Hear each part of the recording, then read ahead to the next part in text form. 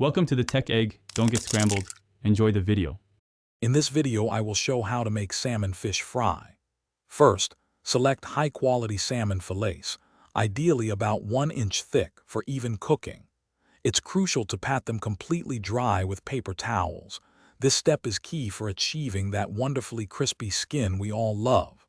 Then, cut your beautiful fillets into individual serving portions, usually around 4 to 6 ounces each, preparing them perfectly for the next steps. Now let's talk flavor. Season your salmon generously with a good pinch of salt, freshly ground black pepper, and any other spices you adore, like paprika or garlic powder. Next, lightly dredge each piece in a thin, even layer of all-purpose flour or cornstarch. This coating is essential for creating a beautiful, golden brown crust and locking in all those delicious juices when we fry. It's time to fry. Heat about 2 tablespoons of a high smoke point oil, like canola or grapeseed, in a large skillet over medium-high heat.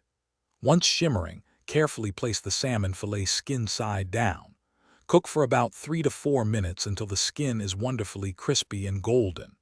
Then, flip them over and cook for another 2 to 3 minutes, or until the salmon reaches an internal temperature of 145 degrees Fahrenheit.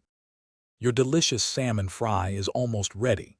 Carefully remove the cooked salmon from the skillet and let it rest on a plate for just a couple of minutes.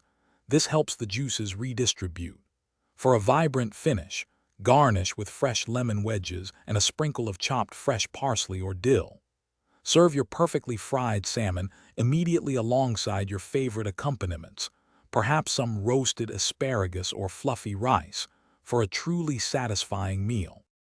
Thanks for watching. Consider subscribing if I helped unscramble your problems.